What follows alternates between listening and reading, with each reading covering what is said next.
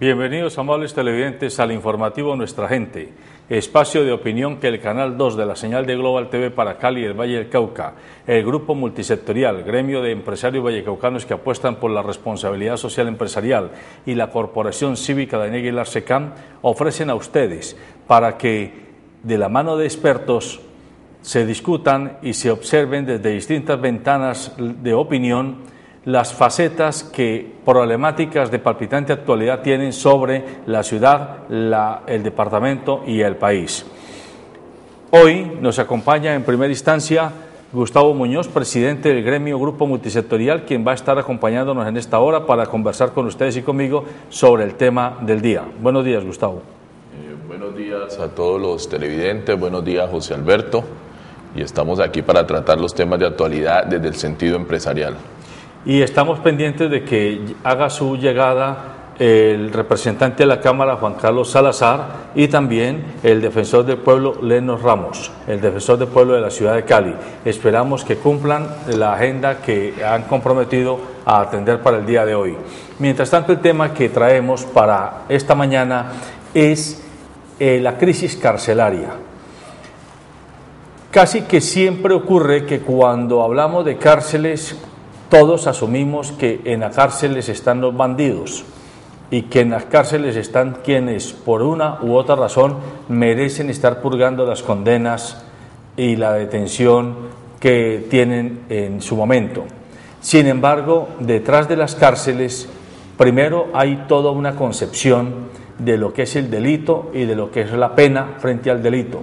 En segundo lugar, hay un sistema penal, hay toda una estructura que desde el punto de vista de la ley, de la aplicación de la ley, comienza a hacer su curso hasta que termina en la condena directamente en el establecimiento carcelario para quien resulta condenado por los jueces de la República.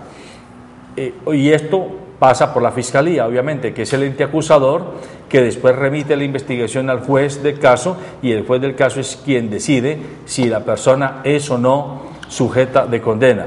Pero también en las cárceles hay una cantidad de personas que son sindicadas, es decir, que no están condenadas, que simplemente se les ha detenido porque se presume por parte de la ley, de las autoridades, que son de alta peligrosidad o que hay alto riesgo de que se vuelen, que evadan la acción de la justicia, y en todo caso que es mejor tenerlos confinados para acelerar el proceso de investigación. Pero las cárceles están llenas de una cantidad de colombianos y de compatriotas que pasan 2, 3 y hasta 4 años sin que se les defina su situación penal.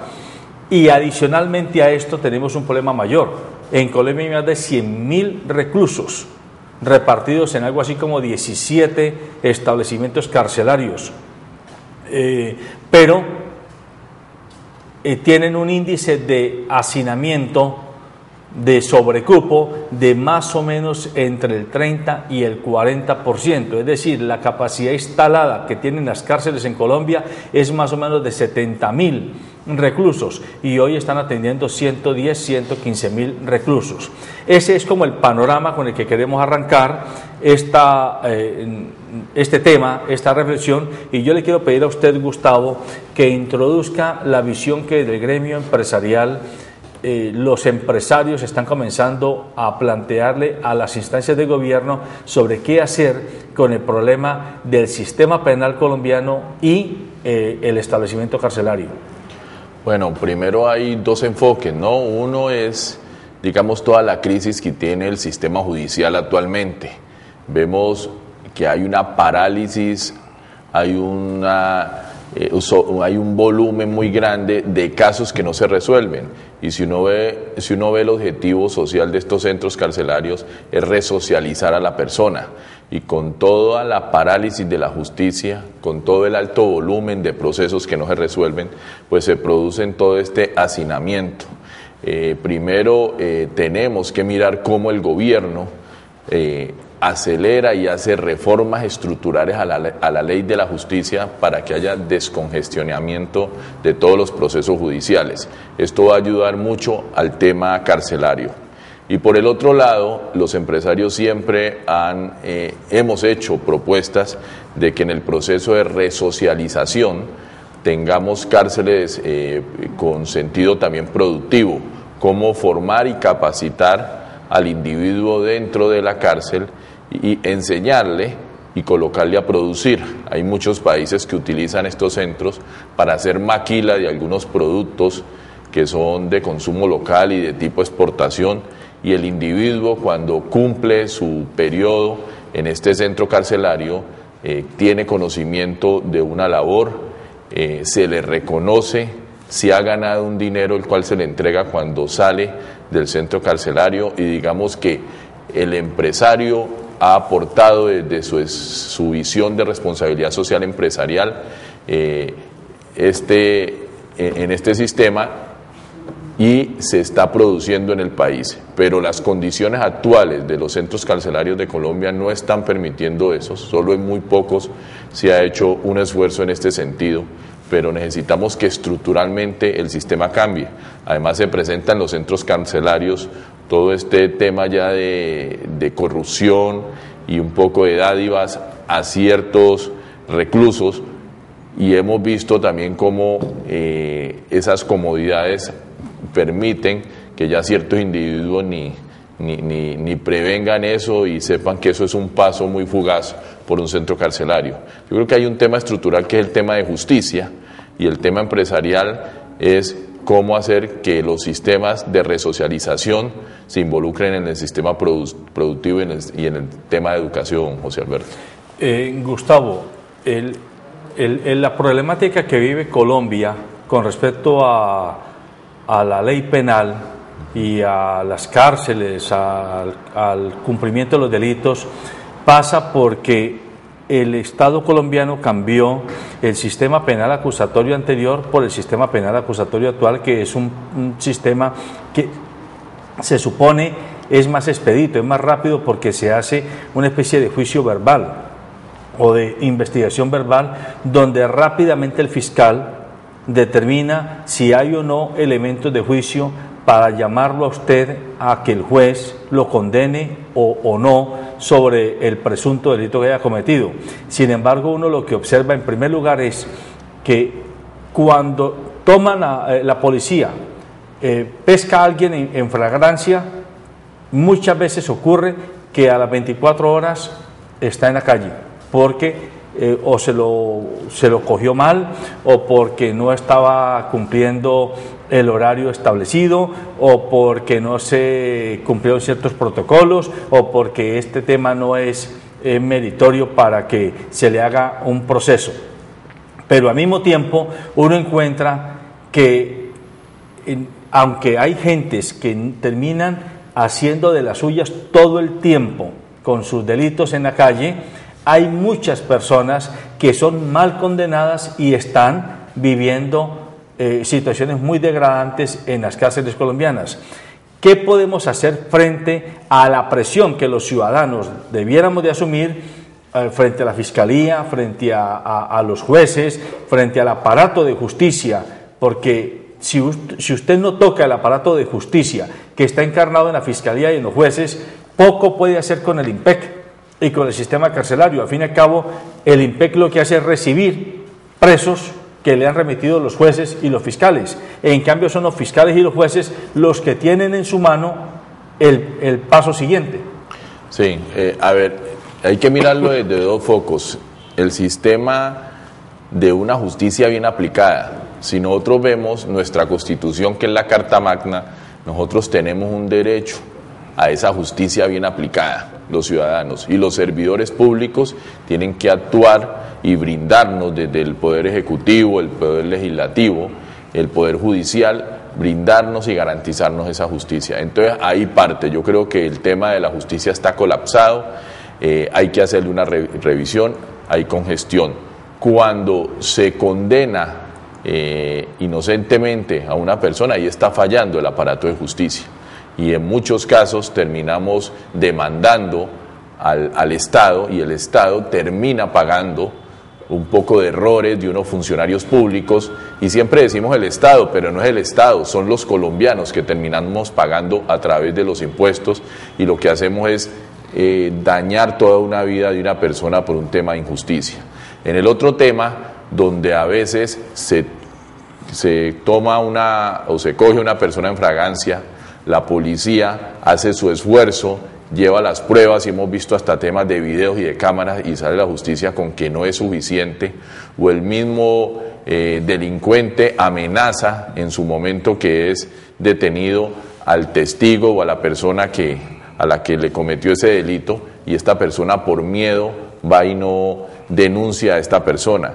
Entonces es una debilidad estructural, por eso me parece que el tema es estructural. Y en el tema del IMPEC, pues veía yo en estos días al presidente que en su rendición de cuentas le decía al director del IMPEC que si definitivamente no instalaba toda esta tecnología de bloquear el tema de celulares, entonces lo iba a despedir, porque lleva más de 2 años pidiendo eso. Me pareció de risa esto, porque un gerente, pues si alguien no le ejecuta el tema, las órdenes, pues hace rato tenía que haber salido. Entonces, a pesar de que hay temas estructurales, hay temas que no se están cumpliendo, y yo veía como una falta de autoridad en ese momento del Ejecutivo ante el director del IMPEC. Bueno, pero a ver, sigámosle tratando de quitarle capitas a la cebolla, a ver qué vamos encontrando. Hay de alguna manera una queja de la policía, y es: yo hago los operativos, pero cuando llega la fiscalía o llega al juez de garantías, todo mi trabajo muchas veces queda trunco. Sí. En eso estamos de acuerdo. Exactamente. O sea que ahí hay un problema. Todavía no se ha logrado una coordinación. Por ejemplo, es impensable que en Colombia, si a la persona se le va a allanar, tenga que allanársela entre 6 de la mañana y algo así como 6 de la tarde. Como quien dice, en la noche no se la puede allanar porque es un horario prohibido. Ese tipo de situaciones ya le restringen a la fuerza pública capacidad de acción. Pero si además de eso, cuando el policía hace su trabajo y termina en manos del fiscal de turno o del juez de garantías de turno, y él ve que no pasa nada con los delincuentes que toman en flagrancia, pues es como mandarle un mensaje al policía: no haga nada, deje que sábese quien pueda. Ese es el primer punto.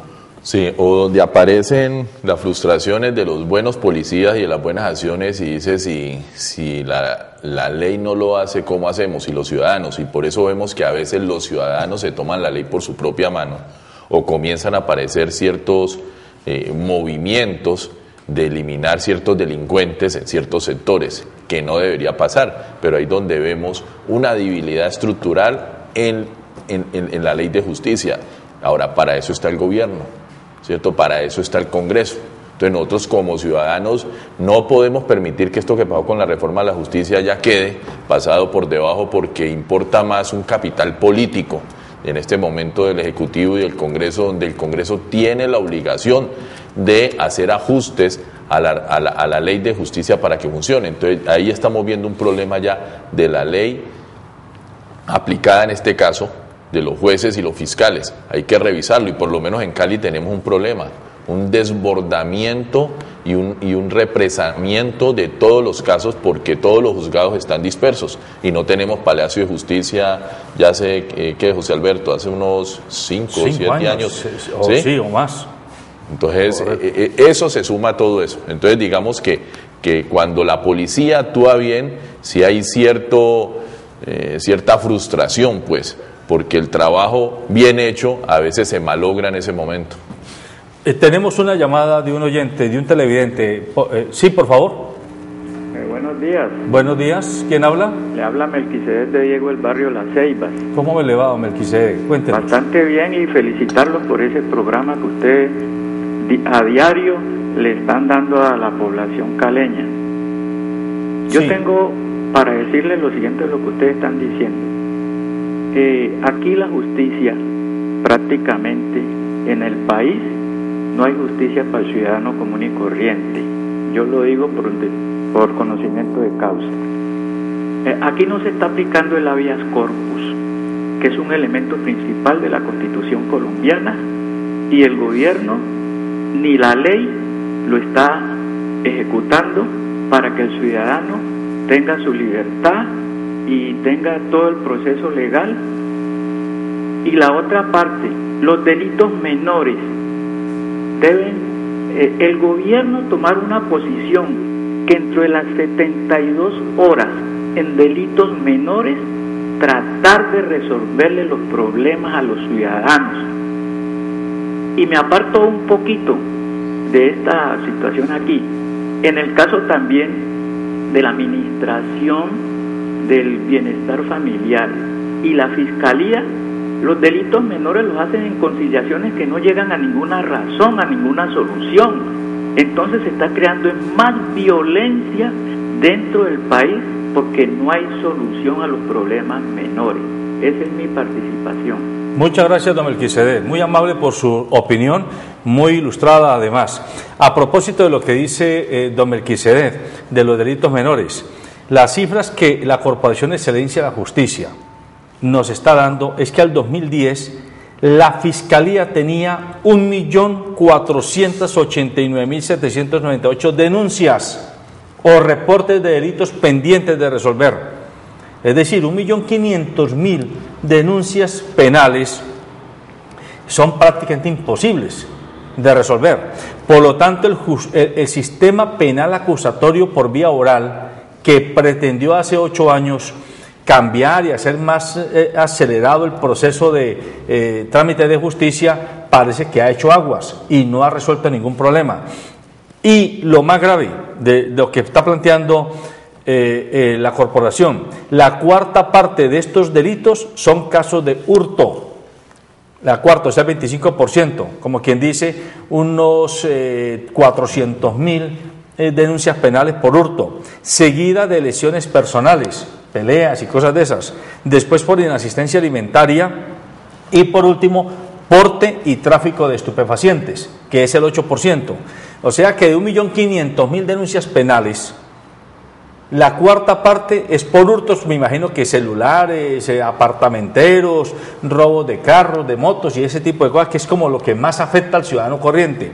Pero lo que estamos viendo es que hay 1.500.000 denuncias y no hay cómo resolver el problema porque el sistema está colapsado, el sistema no tiene capacidad de resolverlo. Lo que dice don Melquisedec parece muy cercano a lo que dice la ministra Rusestela Correa. Sí. Ella dice que en la reforma a la justicia que le va a presentar al Congreso va a proponer el gobierno que los delitos menores no sean encarcelables, que sean tratados por vía de detención domiciliaria, con algún sistema de monitoreo por, ¿cómo se llaman?, brazaletes electrónicos y cosas de estas. ¿Usted cómo lo ve, Gustavo? Pues siempre y cuando se aplique la justicia y haya un proceso de resocialización. Ya cárceles, por más de que en el gobierno pasado se construyeron más cárceles, pero si usted no tiene un sistema alterno de resocialización, no va a haber cárcel que dé abasto. Entonces la solución no es hacer más y más cárceles, más y más cupos si no se está resolviendo el problema de justicia y el problema de resocialización. Me parece que para estos delitos menores el tema de detención domiciliaria con un efectivo control tecnológico, pero acompañado de un proceso de resocialización, de trabajo social, de educación. Ahí es donde el gobierno no invierte a la par. Uno tiene que tener justicia, garantizarle la seguridad a la comunidad, pero ir acompañado de resocializar esa persona.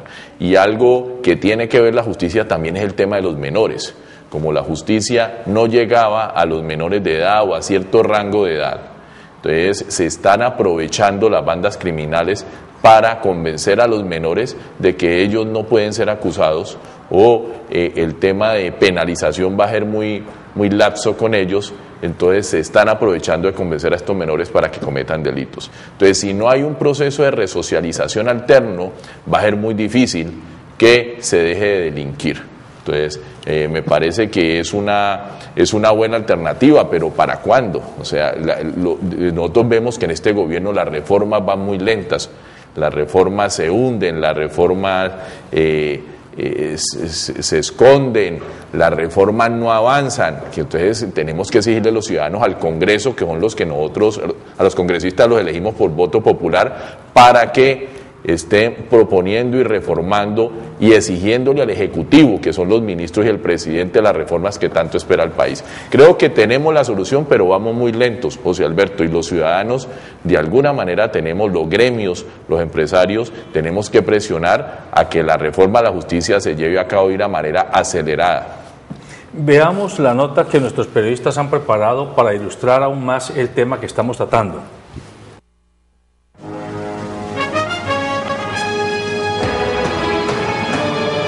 El hacinamiento en los centros carcelarios es un problema social complejo que a falta de alternativas de solución las dificultades se incrementan. Se debe a falta de políticas claras en materia, por ejemplo, de ejecución de penas, en su planificación. Aquellas personas que han cumplido ya parte de la pena pues pueden ser resocializados o llevados a sus casas. Y tercero, lo importante es la construcción de nuevas casas y hacer que el Código Penal nosotros lo estudiemos más en debida forma, y eso ha planteado la nueva ministra de Justicia. El hacinamiento conlleva insalubridad, aumento de enfermedades, convivencia condicionada, escasez de espacio y de necesidades mínimas vitales, aspectos que vulneran directamente el derecho a la integridad física que todo ser humano tiene, incluso en su condición de recluso. La verdad es algo infrahumano lo que está viviendo en esta cárcel. Un hacinamiento total, donde no se sabe si duermen parados o duermen acostados.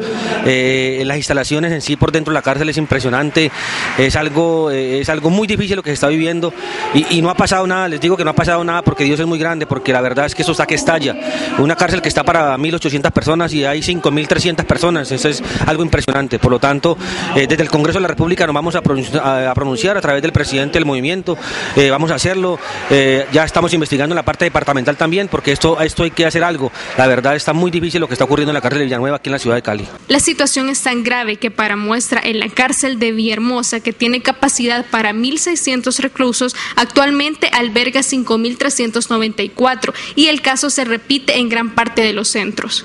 La crisis que hay en el momento carcelaria es muy aterradora porque no le han puesto la verdadera atención que necesitan esta pobre gente que está hacinada, con un hacinamiento tremendo en todas las cárceles de Colombia. No solamente aquí en Cali, es en todo Colombia.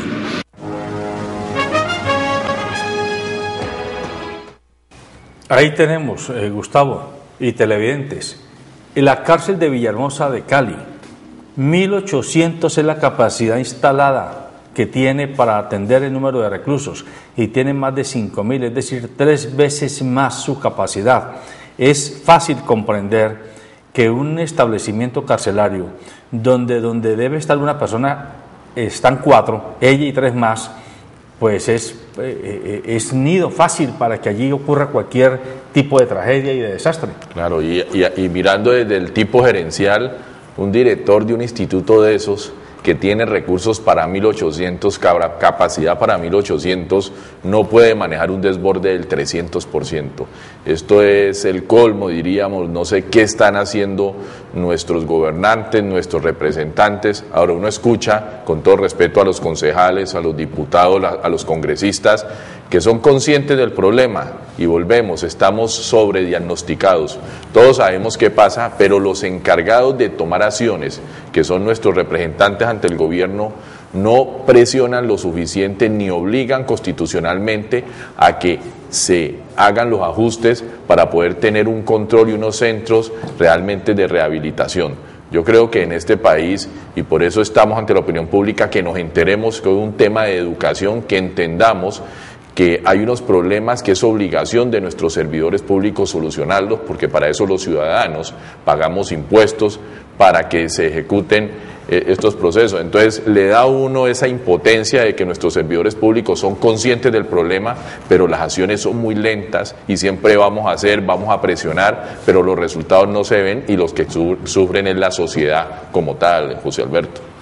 Y lo otro que hay que observar, y sin que suene pues a que estamos haciendo una prédica de lucha de clases, es que mientras hay un hacinamiento de cerca del 300% en casi todas las cárceles colombianas, uno encuentra que un grupito muy selecto de congresistas, exfuncionarios públicos de cualquier nivel, tienen casas fiscales por cárceles, tienen guarniciones militares por cárceles, donde viven en condiciones poco menos que hoteleras. ¿No será que sería necesario, para inducir a un verdadero cambio en el sistema de aplicación de la ley penal y de las cárceles, que este tipo de personas también llegaran a los patios y a estos centros de reclusión en las mismas condiciones que cualquier señor y señora de apellido corriente? Debería ser así. Sobre el papel, la justicia debería tratar la igualdad a todos los ciudadanos.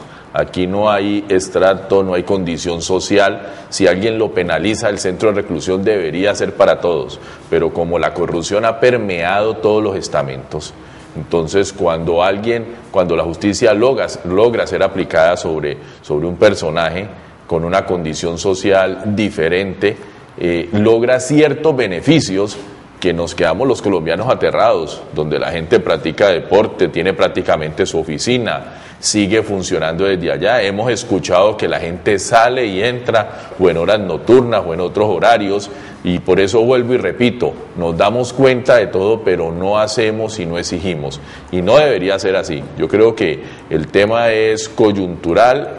Una de las razones para cambiar es darnos cuenta de esto, pero también hay una falta de control, una falta de garantizar condiciones a todos los ciudadanos por igualdad, y lo estamos viendo con todos los procesos políticos y de corrupción que vemos, donde vemos que eso no se cumple, pues. Y el otro fenómeno es que las cárceles están ubicadas, muchas de ellas, en zonas urbanas, donde el famoso tema de los celulares se vuelve un verdadero galimatías, porque las empresas de telefonía celular pueden hacer un convenio con el gobierno, con el Ministerio de Justicia, con el IMPEC, para bloquear la señal, pero sucede que las personas y las empresas que están en alrededor de las cárceles terminan perjudicadas. Entonces allí, ¿qué prima? ¿El derecho de usted como ciudadano corriente o como empresario, como comerciante, a tener comunicación, o el derecho que tiene la ciudadanía en general a evitar que el delincuente se pueda conectar con el exterior a través de un celular?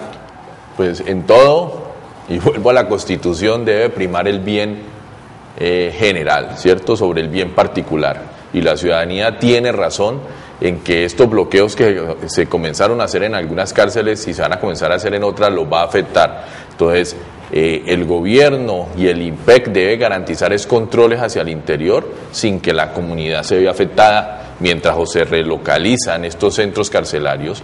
Todos queremos que no hayan estas comodidades porque se está delinquiendo desde las cárceles. Nosotros, los empresarios, somos testigos de extorsiones que se hacen desde dentro de las cárceles. Gente que llaman a los empresarios, le hacen seguimiento con colaboración de gente de afuera y los extorsionan desde las cárceles. Entonces, esto se ha dado, la policía y el ejército lo ha denunciado, está trabajando eso, y para eso se ha prestado el tema de los celulares. Pero sí, nos debe garantizar el Estado que no se afecta el bien común, y tienen razón la gente que está alrededor de estos centros carcelarios. Claro. Y el otro aspecto muy importante es qué es lo que piensa el ciudadano corriente frente a la ley penal. Porque es que de fondo el gobierno lo que hace no es más que reflejar más o menos el sentir colectivo. Si asumimos todos que el delincuente es el que llega allá y que estar en la cárcel es una especie como de cobro por el daño que hizo, entonces, y no nos importa que se pudra, pues creemos falsamente que al no interesarnos con que el tipo o la tipa hizo una mala acción, creemos nosotros que de esa manera vamos a resolver el problema. Y como usted bien lo dice, si nosotros no le aplicamos una serie de estrategias preventivas y de resocialización al proceso penal, lo que estamos haciendo es, por el contrario, permitiéndole a ese delincuente que se vuelva más experimentado, que se conecte mejor con las bandas delincuenciales, y que cuando salga, después de pagar dos terceras partes de la pena, que casi siempre ocurre, salga con nuevas ínfulas para seguir haciendo mayores estragos a la sociedad. Por lo tanto, no invertir en derechos humanos, en una adecuada atención de resocialización, de educación, de buen trato al delincuente, es atizar la hoguera de mayor delincuencia cuando vuelven a salir. Sí, estos centros se están convirtiendo en, digamos, en vez de socializar, lo que están es formando delincuentes más peligrosos para la sociedad en muchos casos. Pero ¿dónde está la Defensoría del Pueblo? ¿Dónde está la Personería? ¿Dónde están las veedurías? Ahí es donde dicen tantas instituciones que tiene el gobierno, que tenemos los ciudadanos para que vigilen, para que controlen, para que socialicen. ¿Dónde está su función? ¿Qué es lo que están haciendo estos servidores públicos que nosotros contribuimos con impuestos al Estado? ¿Dónde están los resultados? Y lástima que no nos está acompañando aquí alguien, el representante a la Cámara o el defensor del pueblo, para que nos diga la función que ellos deben hacer, dónde está, por qué no se reflejan resultados con tanta estructura que tiene nuestro gobierno. O sea, tiene todos los cargos que se necesitan para que nos pudieran garantizar esa seguridad y esa resocialización de la gente que va por el mal camino, pero no lo vemos en resultados, José Alberto. Claro, y es que este es un tema más o menos como exótico. O sea, esto no es un tema que venda mucho para la galería. Si el político estuviera aquí hablando de calles o estuviera hablando de, no sé, de educación, de salud, es como más evidente el tema. Pero hablar de cárceles es hablar de condenados, es hablar de escorias humanas. De eso como que no importa mucho. Y están equivocados. Y escucho uno más hablar cuando hace 2 años o 3 años, cuando el gobierno decidió construir como 6 o 7 nuevas cárceles, uno veía una millonada en la construcción de cárceles, en los esquemas de seguridad y todo eso. Ahí sí hay noticia, pero uno nunca escucha la noticia cuál es el trabajo social de resocialización que se va a hacer en las cárceles. El tema de justicia de Cali, por lo menos sin tener Palacio de Justicia, viene hace años, se ha llevado al bloque parlamentario, ha pasado por los gobernadores, por los alcaldes, y el Palacio de Justicia aún no se terminan y están todos los juzgados regados por la ciudad. Entonces hay un tema de ineficiencia tremendo. Y se ha llevado al presidente y no pasa nada, los problemas están ahí y no pasa nada. Entonces, por eso tenemos que informar a la ciudadanía, informarnos y ver cómo también le exigimos a la gente que elegimos que hagan su trabajo o qué caminos encontramos. El tema, por lo menos, de la Constitución de la 91, uno de los grandes logros fue la tutela. Y uno de los miedos que expresaba la gente ahora con la reforma a la justicia y se escuchaba es que había gente interesada en modificar o tumbar la tutela. Y es uno de los instrumentos rescatables de la Constitución del 91, donde es el instrumento para que la gente que no tiene ese poder económico, a través de ese instrumento ha logrado que se le brinde la justicia, se le brinde la atención y se le responda obligadamente. Es más, hay jueces que solo responden tutelas porque es que por las otras vías no hay manera de que al ciudadano se le pueda responder. A propósito, usted como dirigente gremial tiene cercanía con el bloque parlamentario. Este debiera ser un tema que los empresarios, ya en buena hora que el gremio Grupo Multisectorial haya aceptado ser parte de este panel informativo para que los empresarios comiencen a asumir posiciones de cara a la ciudadanía. Pero además de asumir posiciones de cara a la ciudadanía, los empresarios tienen que comenzar a liderar procesos de presión ciudadana ante las autoridades públicas, en este caso, por ejemplo, ante las autoridades de la Fiscalía, la Justicia, el IMPEC, etcétera, porque es que es inhumano, Gustavo, que sí, hay en las cárceles 100 y pico mil de personas que uno diría, bueno, están pagando sus fechorías, pero ya dijimos que no todas, primero, están condenadas, y en segundo lugar, la inmensa mayoría de delitos que hay en las cárceles son delitos de hurto, algunos por alimentos, algunos por agresiones sexuales y muchos por tráfico de estupefacientes, lo que llaman microtráfico. Y en cambio son muy pocos los delitos al patrimonio económico, o sea, los grandes robos al Estado, los delitos de masacres, e irónicamente, ya lo hemos visto, una persona que termina robando algo puede terminar condenada a 8 años de cárcel, y un paramilitar o un guerrillero o un narcotraficante que promueve una masacre porque tiene poder de negociar con el Estado, termina negociando hasta detenciones domiciliarias por 3 o 4 años con todas las comodidades. Y agravando a esto, en estas cárceles no hay servicios de salud, no hay servicios educativos. Las mujeres, por ejemplo, que son detenidas y que están pagando sus condenas, no tienen en muchos casos acceso a la crianza de sus niños, sobre todo los menores. Hay mujeres a las que les arrebatan sus niños de meses y se los entregan al ICBF sin dejarles el derecho a que los puedan amamantar y a educar, a tenerlos consigo una temporada de sus vidas.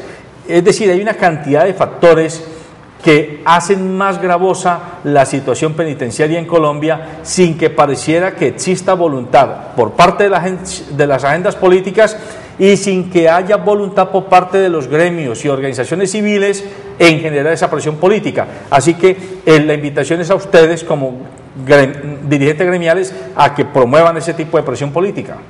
Sí, ya desde los gremios y los empresarios estamos abriendo unos espacios.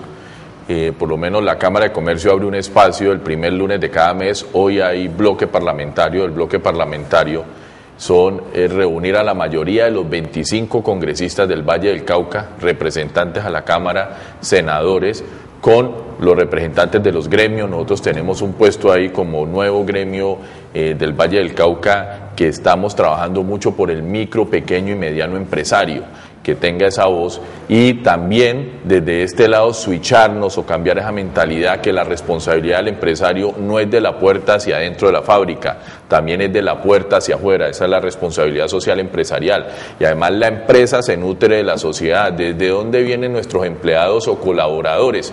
Pues de la sociedad, y si no hay una sociedad educada, si no hay una sociedad estable, si tenemos una sociedad enferma, pues vamos a traer esa enfermedad dentro de las instalaciones de la empresa. Entonces hay una responsabilidad del empresario no solo de garantizar un clima laboral y un ambiente de trabajo que se refleje en las familias a nivel interno, sino que tiene que ser afuera. Tenemos que hacer un trabajo interno y tenemos que participar de las mesas y los espacios para presionar que haya una nivelación en la sociedad de todos estos temas. Entonces sí somos responsables. Creo que por el tema de responsabilidad social empresarial, los empresarios tenemos que actuar en esos espacios, y vamos a llevar el tema al bloque parlamentario donde se están tratando los temas de la ciudad. Entonces hemos tratado temas del Hospital Psiquiátrico del Valle, el tema del seguro social, el tema de la carretera a Buenaventura, y yo creo que el tema carcelario y el tema de resocialización no escapa a estos temas para poder presionar tanto al municipio, al departamento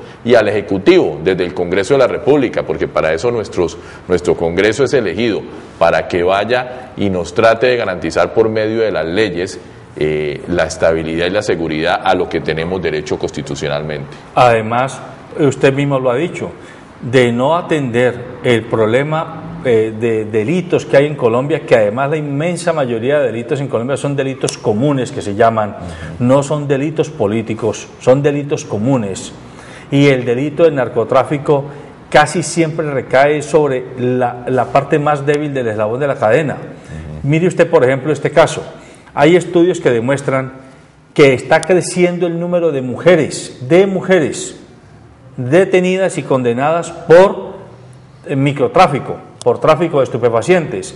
Y ya hay estudios que demuestran que, claro, las mujeres en su casa hacen de expendedoras de los alucinógenos, porque o bien están camuflándole la actividad a sus maridos, a sus parejas o inclusive a sus hijos, o porque para ellas es más cómodo atender a su familia y allí ganarse unos pesos vendiendo en su propio lugar de residencia este tipo de productos.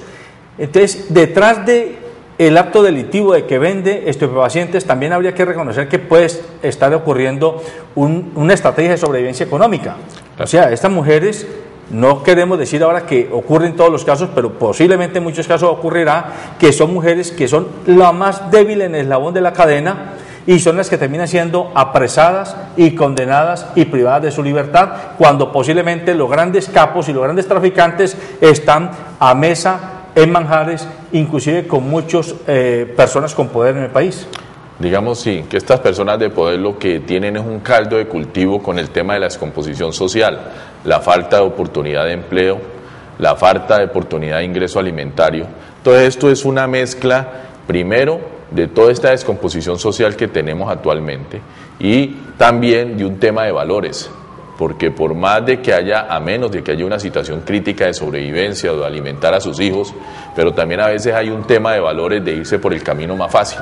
Entonces ahora la juventud trata de conseguir dinero más fácil y lo vemos con estos ejemplos de los programas de televisión que nos lo tratan de vender por un tema de reconocer nuestros problemas, como todos estos programas de narcotráfico y de reconocer la realidad y la historia de Colombia, pero nos lo colocan a unos horarios de 8, de 9 de la noche, donde deberían ir a las 11, 12 de la noche y donde los jóvenes están viendo la televisión. Entonces un joven está viendo como líder o como ejemplo a alguien que se gana el dinero por toneladas de una manera fácil. Entonces también hay una mezcla de una debilidad de valores en las casas, donde la gente a veces toma el camino más fácil.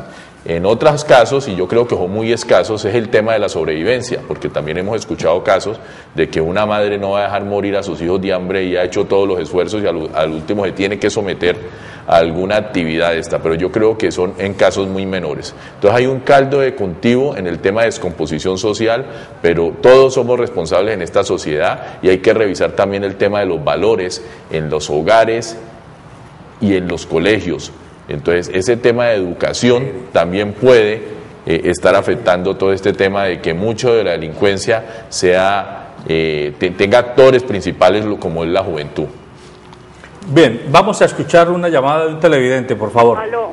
Sí, buenos días. No se oye casi. Sí, ¿aló? Sí. ¿Su nombre, por favor? ¿De dónde nos llama? María Magola Quintero. Yo soy la abuela de Junior Balcázar García. Este joven cayó a la cárcel hace 1 año y pico por un atraco y resulta que a él bueno, yo lo único que pediría pues que una resolución para estos jóvenes que caen por primera vez a la cárcel. O sea, pagan el delito al tipo que le cometieron la acción y fuera de eso los condenan. Pero pues está bien que ellos tienen que pagar su delito, ¿no? Yo acepto eso. Pero también acepto que el muchacho es un joven de 21 años que hizo el bachillerato y que pues que merecerían estos muchachos que caen por primera vez una resolución de que los sometan a trabajar o a educarse en la cárcel, no dejarlos allí como parásitos encerrados. ¿Usted Sí. qué opina de eso?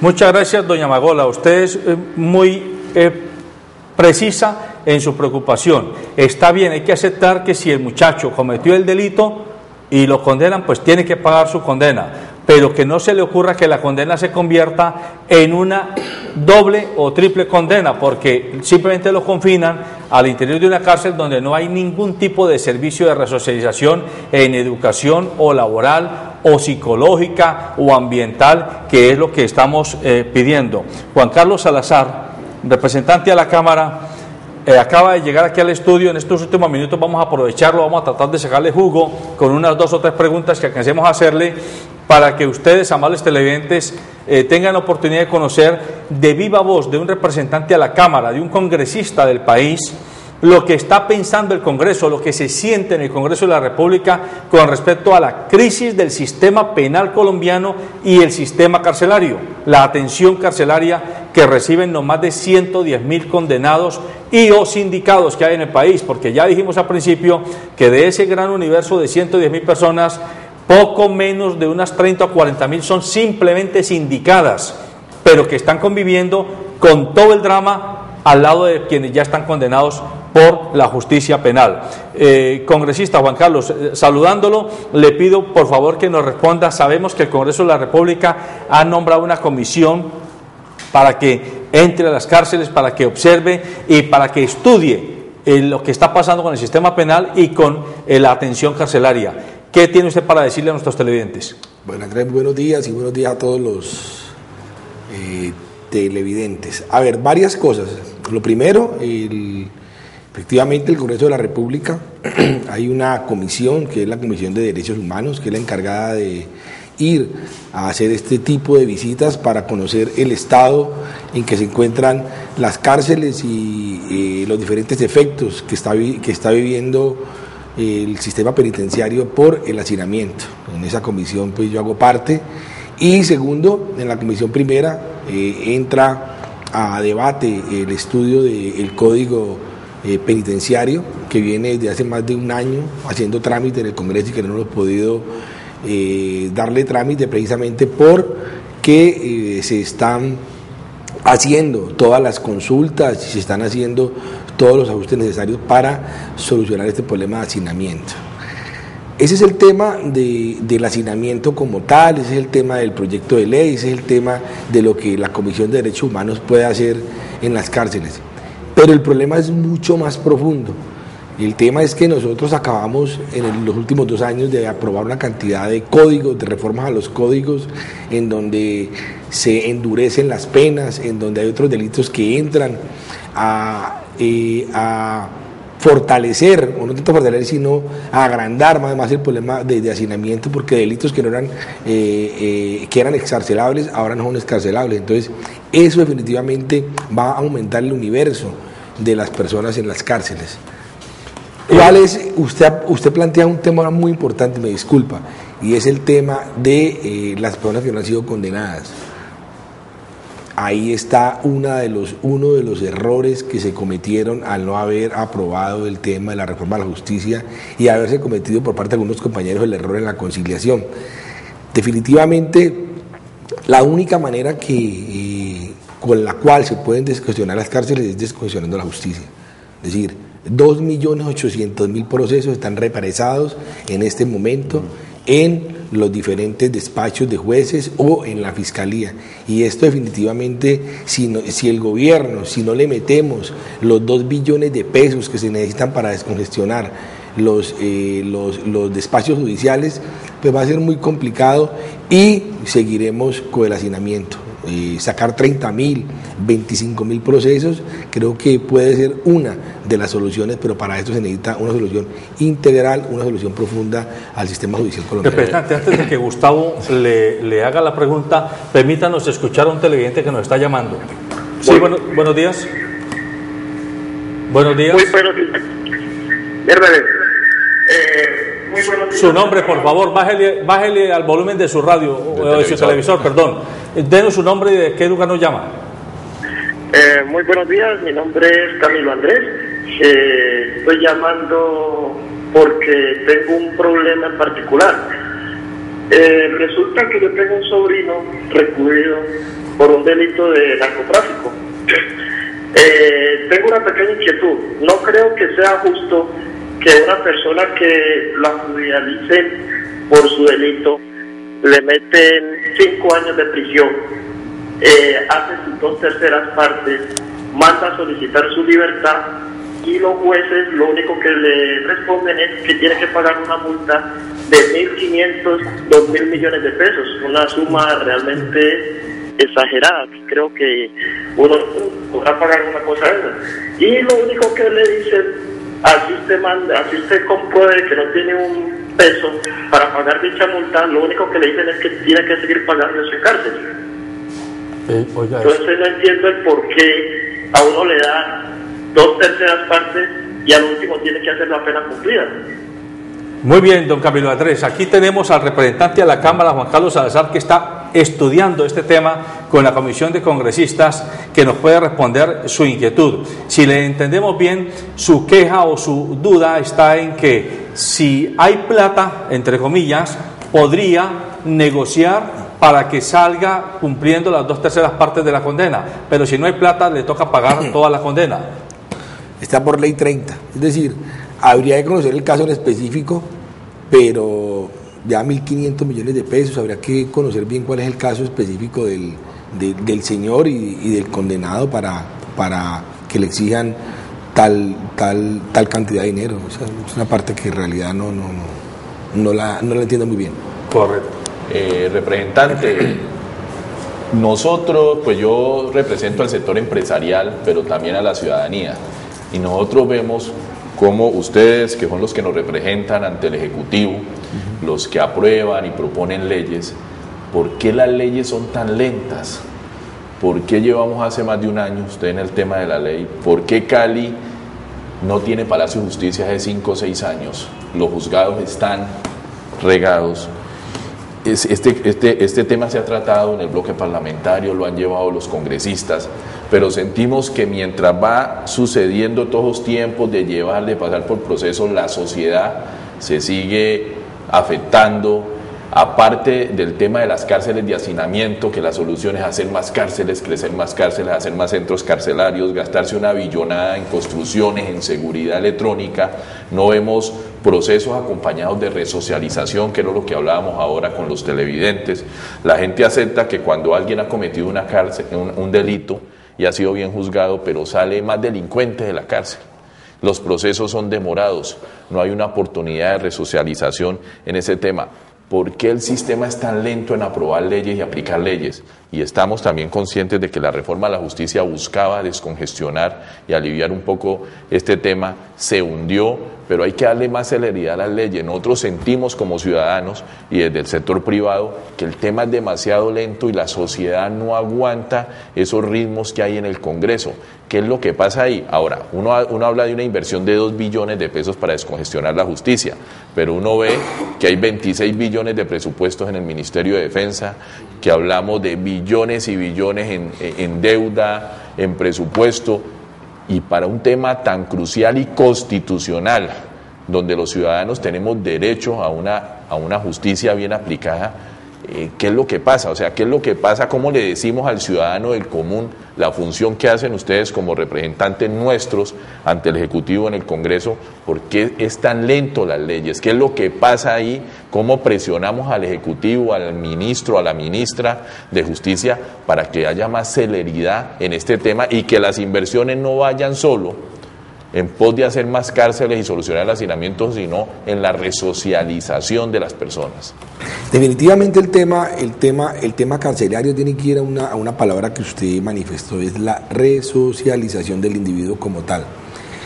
Pagar cárcel no puede ser un castigo, tiene que ser una oportunidad para que el individuo se resocialice una vez salga. En Colombia no ocurre eso.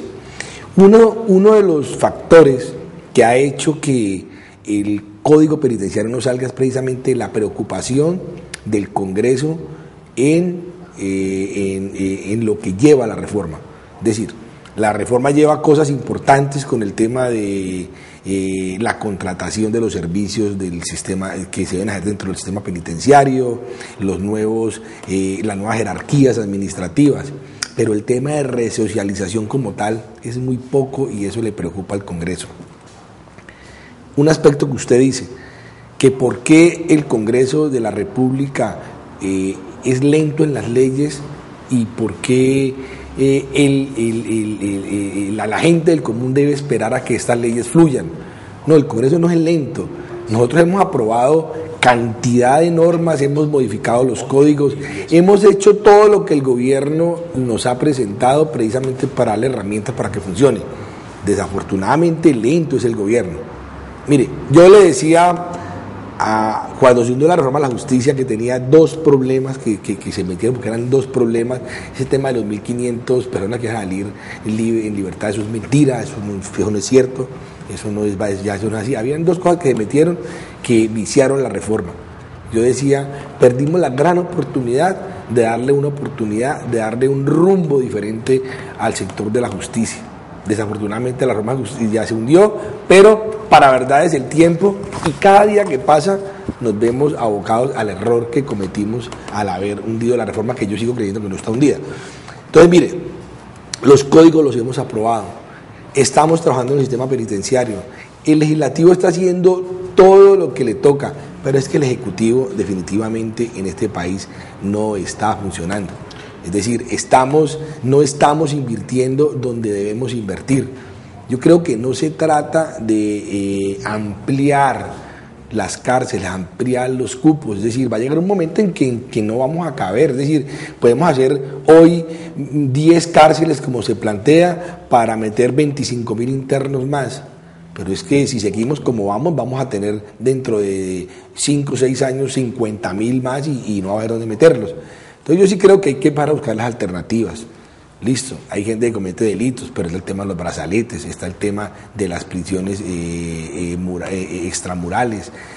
Hay que buscar todos los elementos necesarios para descuestionar las cárceles, pero depende del gobierno, no depende del Congreso. Pero representante, expliquémosle a la gente que nos escucha, cuando usted habla de legislativo, el legislativo es el que aprueba las leyes, estamos hablando de los representantes a la Cámara, los senadores, y el ejecutivo es el gobierno, el presidente, y sus ministros, el que ejecuta. Entonces, el ciudadano dice, pues para eso están ustedes allá, el órgano legislativo, el órgano ejecutivo y el órgano judicial, digámoslo así, tratemos de hablar en un lenguaje más común. ¿A dónde está? Si usted me dice que en el legislativo, en ustedes que son el Congreso, el que aprueba, el que estudia, el que propone, que ustedes le dan la herramienta al Ejecutivo para que ejecute, que el problema está en el Ejecutivo. Usted me dice, entonces el problema está en el presidente, en sus ministros y en sus órganos de ejecución. Expliquémosle un poquito a la gente, porque la gente dice, bueno, entonces ¿quién? Yo no lo puedo hacer como ciudadano, para eso hay una estructura, pero nosotros los ciudadanos somos los que tenemos el problema. Los hijos o los familiares de los que han llamado dicen, sí, cometieron un error, pero van y es un peligro antes que se los lleven a la cárcel, porque se van a volver aún más delincuentes, o van a pasar un tiempo injusto allá, o van a colocar unas multas como el señor, o salen de la cárcel, y los empresarios también, entonces como tiene una hoja de vida de que viene cárcel, entonces no lo acepto, o los empresarios no invertimos también en la resocialización con el gobierno. Pero ¿a dónde está el cuello de botella? Porque el ciudadano de a pie entienda, si no son los congresistas y uno dice el gobierno. Si nosotros elegimos a nuestros representantes, elegimos al presidente, elegimos al Congreso, que es de voto popular, para que nos garanticen constitucionalmente ese servicio de justicia, ¿dónde está? Explíqueme un poquito más, ¿dónde está el cuello de botella? Que lo entienda el televidente. Antes de que conteste, representante, permítame, atendamos a otro televidente que nos está llamando. Buenos días. ¿Aló, buenos días? Sí, buenos días. ¿De dónde nos llama? ¿Su nombre, por favor? Buenos días, mi nombre es Vivero Lara Luis Hernán. Yo hago parte de los internos que están conviviendo en este momento en la cárcel de Villahermosa. Represento los derechos humanos del patio número 4. Sí, díganos. A ver, es que pues yo en estos momentos con algunos compañeros estamos viendo las noticias y nos parece muy interesante, ¿no? Entonces pues nosotros tenemos algunas propuestas de pronto que exponerles para que ustedes tienen la viabilidad o lleven este punto de vista que nosotros vamos a exponer hacia el Congreso de la República, ya que la rama legislativa y la rama ejecutiva, tanto el Gobierno Nacional como el Congreso, tienen la facultad necesaria y si tienen voluntad política de pronto descongestionar el hacinamiento que hay en todas las cárceles. ¿Cuál es la situación? Lo que yo propongo es lo siguiente. La senadora Piedad Córdoba hace algunos meses o años, ella propuso la rebajada de pena que, entre comillas, era el bicentenario que se dio en este país, obviamente, ¿no?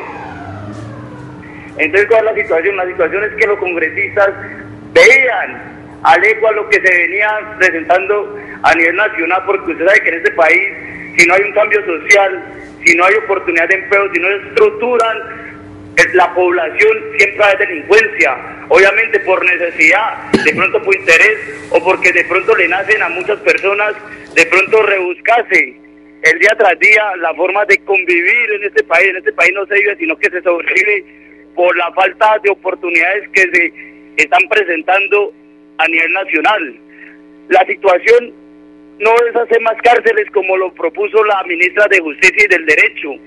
La situación nosotros pensamos es que el gobierno nacional tiene que dar oportunidades de empleo, tiene que estructurar la población, porque día tras día nosotros estamos en un país de miseria y pobreza, 100%, esa es la realidad.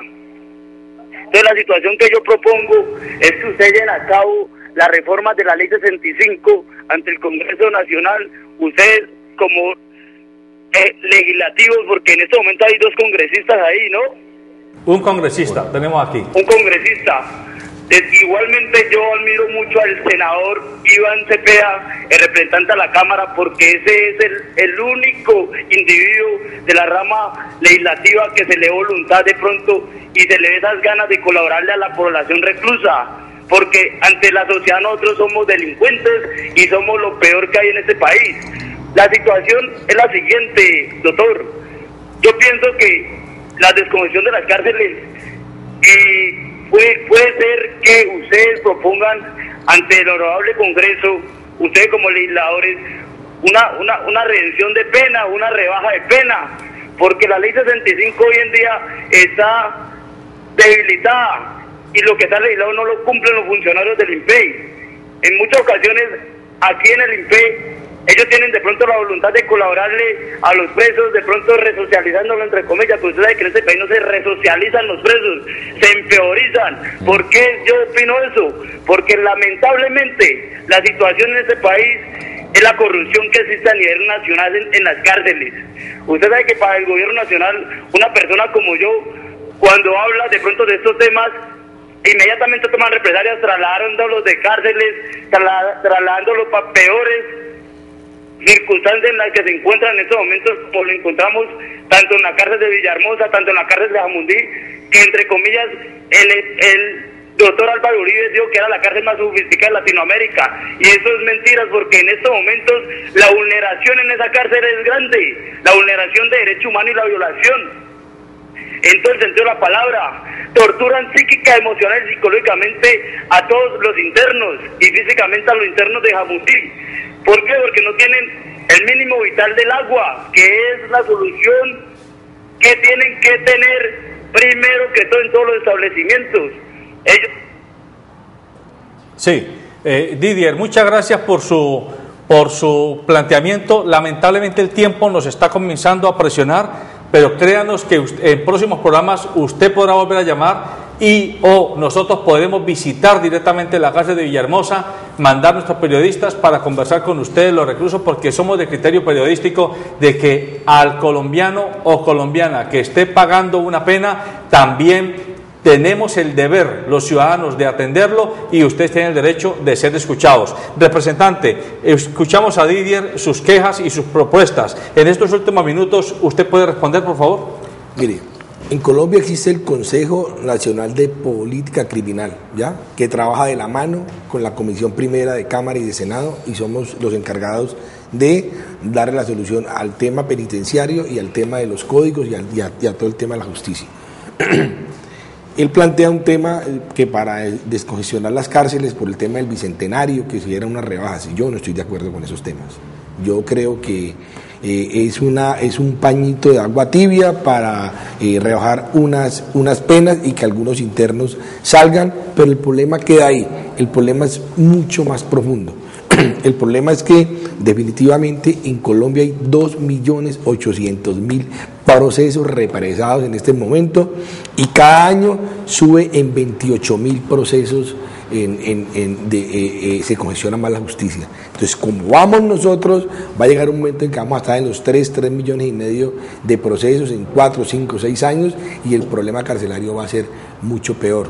El tema de derechos humanos que él plantea, yo sé que el doctor Iván Cepeda va a las cárceles, yo sé que el doctor Cepeda va igualmente, tiene unos intereses y defiende un sector de la sociedad, está en todo su derecho, pero el tema de derechos humanos no se puede suscribir únicamente a un solo sector. El tema de derechos humanos es un tema totalmente integral, y la Comisión de Derechos Humanos permanentemente viene evaluando, junto con el Defensor del Pueblo, las diferentes violaciones que vienen presentando en las cárceles. Por eso, el año pasado el Congreso de la República, y yo soy ponente de ese proyecto del Código Penitenciario, no permitimos que se presentara. ¿Por qué? Porque no solucionaba estructuralmente el tema de derechos humanos y el tema de resocialización de los presos. Se estaba haciendo un negocio presentando una ley al Congreso de la República para favorecer los intereses de unos empresarios que manejan las cárceles, y a ese tema el Congreso no le jala. Desafortunadamente, nosotros tenemos que igualmente soportarnos en lo que diga el Consejo de Política Criminal para tomar cualquier tipo de decisión en materia del régimen penitenciario o en cualquier aspecto de reforma a la justicia. Entonces, ojo, para terminar ahí, entonces los temas se están tocando, pero esto no es un tema de que vamos a aprobar un código o vamos a aprobar una reforma por aprobarla, no. Es decir, tiene que ser una solución que definitivamente solucione los problemas de hacinamiento y de violación y de resocialización de los internos en Colombia. Representante, si el problema no es el legislativo, de leyes, porque creo que somos el país campeón en formular leyes y en estar aprobando leyes, y si el problema es ejecutivo de ejecución, ¿cómo hacemos? Desde nosotros, los ciudadanos que tienen todos estos problemas y están afectando, ¿qué hacemos? ¿Cuál es nuestra herramienta para presionar al Ejecutivo, que porque tiene las leyes... Y al Congreso también. No, me dice que el Congreso, ahí están las leyes, están los argumentos, están las herramientas, están los instrumentos, ¿cierto? ¿Cuál es nuestra fórmula como ciudadanos para hacer que el Ejecutivo cumpla con esas herramientas y comience a dar solución a este tipo de problemáticas? Si el Congreso está haciendo su labor, ¿cuál sería, cómo nos orienta usted a los ciudadanos? Yo creo que definitivamente, y tenemos que decirlo, este tema penitenciario al gobierno le quedó grande. Es decir, le quedó grande porque hay un problema serio de hacinamiento, hay un problema serio de violación de derechos humanos, hay un desorden en el IMPEC increíble, y al gobierno una corrupción terrible. Claramente. Sí, dentro del IMPEC hay corrupción tanto de los encargados de la vigilancia de los internos como de la administración del IMPEC. Claro. Eso es un desastre ya. Al gobierno le quedó grande el tema del manejo carcelario en Colombia. Demos la oportunidad a esta nueva ministra, que una constitucionalista, la doctora, esperemos que ella le dé una solución. El Congreso de la República está en toda la disposición, la Comisión Primera, tanto de Senado y de Cámara, en darle todas las herramientas que el gobierno necesite. Pero esto es un problema de revisión estructural del Sistema Nacional Penitenciario y un problema de plata. Un problema de plata para el sector de la justicia, para el sector, no digo, para la rama de la justicia, y un tema de plata para solucionar el tema de hacinamiento. Cuando hablamos, perdón, José Alberto, de temas de plata, no acabó el tiempo, de temas de plata, es dinero que se le asigna a ciertos procesos, porque el gobierno tiene plata. Si aumentamos el presupuesto del país de 140 billones a 180, sí, donde hablamos que la inversión son 40 billones, pero la deuda son 46 billones, o sea, plata sale. El problema es destinar plata a ciertos problemas críticos del tema social. Yo creo que es por ahí. No es que no haya plata. Y que no la roben, ¿no? Y que no la roben. Exacto, no es que no haya plata, sino que se destina mal. Porque es que si nos ponemos a mirar el presupuesto del IMPEC, es una cosa loca. ¿Cuánto es el presupuesto del IMPEC? No tengo aquí la cifra clara, pero es bien grande, es bien grande. Solamente sé que el presupuesto del sector de la justicia son 1.8 billones de pesos. Para solucionar el tema hay que subirlo a 3 billones de pesos. Y de ahí tiene que salir una tajada bien importante para el Ministerio de Justicia, para que destine una partida importante para el IMPEC, para construir 2 o 3 cárceles más y fortalecer el tema de resocialización de los internos. Bueno, muy bien, amables televidentes, el tiempo se nos acabó, nos hemos pasado y ya nos están aquí haciendo señales.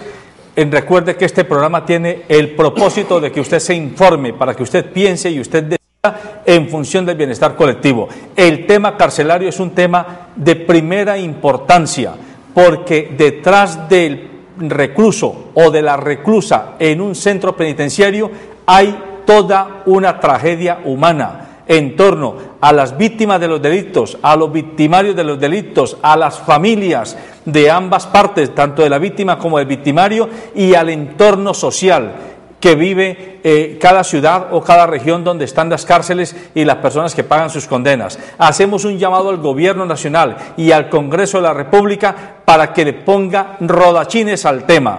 No se puede tolerar un país que tenga más de 120.000 colombianos y colombianas recluidos, muchos de ellos solamente sindicados sin solución de su pena y en situaciones de hacinamiento, en situaciones de, como lo dijo alguno de los televidentes que nos llamaron, de tortura psicológica y emocional, porque una persona 24 horas sin hacer absolutamente nada está siendo torturada, cuando debiéramos de invertir en trabajo, en capacitación, en resocialización, para que no salgan más dedicados a la delincuencia, sino más dedicados a construir la sociedad cuando salgan de nuevo a vivir entre todos los ciudadanos colombianos.